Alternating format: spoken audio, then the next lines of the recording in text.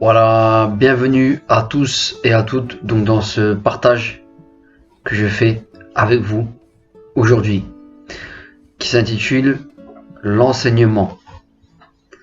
Donc, je vais revenir au fait, parce que beaucoup disent, dans le siècle que nous vivons, je suis croyant mais non pratiquant. Et je dirais que c'est un peu par ignorance, par méconnaissance, qu'on a tendance à parler comme ça. Pourquoi? Eh bien, pour la simple et bonne raison que dans la Bible, ici, comme nous le voyons, vous voyez, je suis dans le chapitre de Matthieu, chapitre 11, le verset 28. Il dit, le Seigneur, venez à moi, vous tous qui êtes fatigués, chargés, je vous donnerai du repos. Et il dit, prenez mon joug sur vous et recevez mes instructions. Donc là, le Seigneur ajoute bien les instructions. Vous voyez?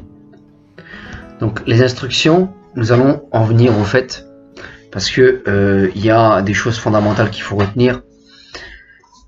Un disciple, en latin c'est un disciplius, ça veut dire c'est un élève. Et il y a un élève à un maître. Un rabbeinu, un maître, un saint maître.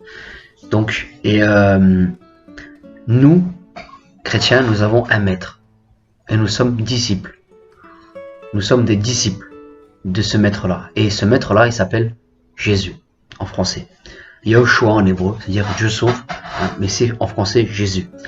Donc nous avons comme maître Jésus.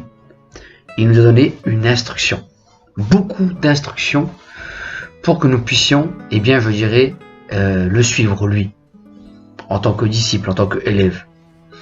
Alors nous allons voir tout ça, hein. Il y a plusieurs étapes, je ferai une première vidéo pour expliquer déjà les premiers points, qui vont expliquer les premières étapes pour être un disciple. Ben déjà la foi. La foi c'est la première chose. Ça veut dire accepter que Jésus, Yahushua, est notre maître, il est notre sauveur. Et bien évidemment, il est le Seigneur. C'est la première chose qu'il faut accepter et reconnaître. Et puis demander pardon pour ses péchés, évidemment. Et puis s'engager avec lui dans son enseignement. Et avec lui, en reconnaissant nos erreurs, nos fautes, ce qu'on appelle une repentance. Et puis là, à ce moment-là, on lui donne notre cœur, notre vie, hein, au travers du baptême. C'est un engagement de bonne conscience devant Dieu. La Bible, par lequel eh bien, nous nous engageons avec lui, ce maître, ce sauveur là qu'on appelle Jésus, qui est notre Seigneur. Alors nous allons lire maintenant dans Matthieu chapitre 5 un peu plus haut. Voilà, donc là j'ai une Bible en ligne, vous allez sur infobible.org, vous avez la Bible en ligne gratuite. Pour ceux qui ne savent pas, je mettrai le lien juste en bas. Donc Matthieu chapitre 5 qui est ici. Voilà, nous allons voir maintenant ce que le Seigneur va enseigner. Eh bien, c'est extraordinaire, il donne une foule d'explications. Comment être heureux, plusieurs explications d'abord pour commencer, que vous pouvez lire. Hein. Il nous dit de nous réjouir d'être dans l'allégresse, parce que même quand on est persécuté, etc., quand on est outragé, ben, on aura une récompense dans le ciel, parce qu'on est son disciple, parce qu'on est son disciplus, son élève. Alors, plus loin, il dit qu'il nous compare à une lumière qui éclaire les gens qui sont dans les ténèbres. Il fait cette image, je dirais presque allégorique, spirituelle, dans laquelle il explique que nous éclairons les gens pour qu'ils puissent s'approcher de Dieu. Nous, disciples, élèves. Donc ça, c'est important de reconnaître premièrement que on appartient à Christ et de ne pas le cacher, comme le Seigneur nous l'enseigne ici. Ensuite, il va plus loin. Il nous dit d'observer ses commandements, d'aimer notre prochain comme nous-mêmes. C'est l'un des commandements majeurs que Christ nous a enseigné, qui regroupe tous les autres commandements. Ensuite, il nous dit que plusieurs choses importantes qu'il y a. Donc, il ne commettra pas l'adultère. Moi, je vous dis, quiconque a une femme pour la convoiter a déjà commis dans son cœur un adultère. Ne pas convoiter la femme d'autrui, évidemment, c'est pas bien. Et puis, voilà, ne pas faire ce qui est mauvais à notre prochain, parce qu'on n'aimerait pas qu'on nous le fasse nous-mêmes, n'est-ce pas? Donc, parce qu'on va aimer notre prochain comme nous-mêmes. Donc, ne pas jurer hâtivement et bêtement. Il dit bien, ne jure pas non plus sur la tête, car tu ne peux rendre blanc à un seul cheveu. Que vos paroles soient oui, oui, non, non, ce qu'on en ajoute vient du malin. Voilà. Ensuite, il explique œil pour œil, dent pour dent. Il nous dit d'être pacifiste, de ne pas résister aux méchants, etc. Il nous explique plusieurs points importants, afin qu'on soit fils du Père qui est dans les cieux, qu'on soit enfant de Dieu. Parce que nous sommes enfants de Dieu, nous qui sommes des disciples, qui sommes entre guillemets des chrétiens.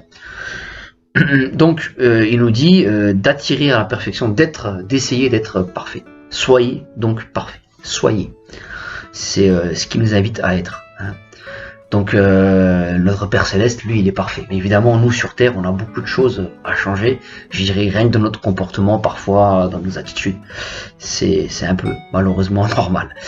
Alors, il nous dit d'être discret dans ce qu'on pratique et de faire attention, de ne pas se glorifier. Lorsqu'on fait un don, eh bien d'être discret, de pas le divulguer forcément pour se glorifier. Ça, c'est une chose importante aussi. Il faut vraiment être humble, forcément, parce que la gloire elle revient à Dieu. Ensuite, il explique comment prier. Alors là, je pense que je vais arriver à un stade où, bon, il fait un exemple.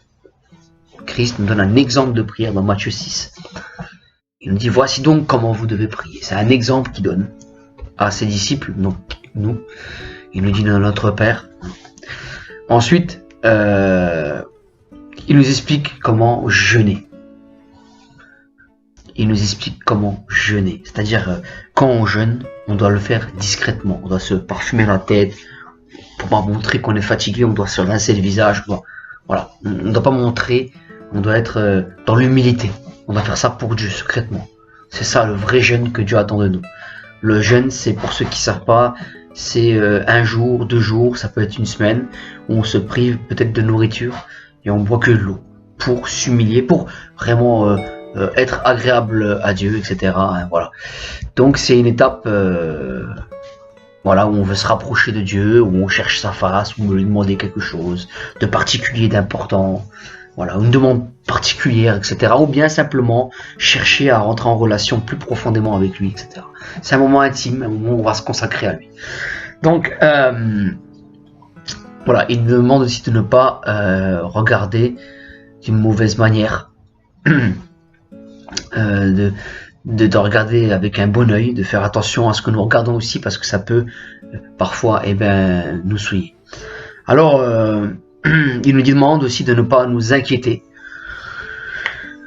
de notre lendemain, de vivre au jour le jour et de remettre à Dieu ce que nous avons besoin, et Dieu va s'en occuper. Voilà, il est là pour nous. Ça ne veut pas dire qu'on ne doit rien faire, évidemment. Il nous demande de travailler là sur notre front, etc. Donc c'est normal, travailler c'est quelque chose de normal. Voilà, je pense que je vais arrêter là pour l'enseignement, c'est la première partie. Vous allez vraiment à lire Matthieu chapitre 5, Matthieu chapitre 6. C'est une partie très importante de l'enseignement de Christ. En plus, il y a le chapitre 6 et le chapitre 7 après. Moi, je ferai une deuxième partie de la vidéo pour l'enseignement de Christ. Je vous invite vraiment à rentrer dans, je dirais, ces versets qui sont très importants. Si vous cherchez vraiment à être agréable à Dieu, si vous voulez vraiment vous rapprocher de Dieu, si vous voulez vraiment apprendre à le connaître plus en profondeur, procurez-vous vraiment une Bible et lisez ces chapitres-là en premier pour vraiment comprendre l'enseignement de Christ, être son élève, être son disciple, être un chrétien. C'est pas simplement avoir la foi, c'est aussi beaucoup, c'est apprendre son enseignement et puis essayer de voir forcément ce qu'il attend de nous. Voilà, je vous remercie beaucoup pour cette attente que vous avez eue, cette attention que vous avez eue envers cette vidéo. Et je vous demanderai vraiment aussi de liker et de partager et de vous abonner. Voilà, sur la petite cloche Voilà, sur les notifications. Voilà, n'hésitez pas. Et je vous dis à bientôt pour le prochain partage. Salut tout le monde. Ciao, ciao.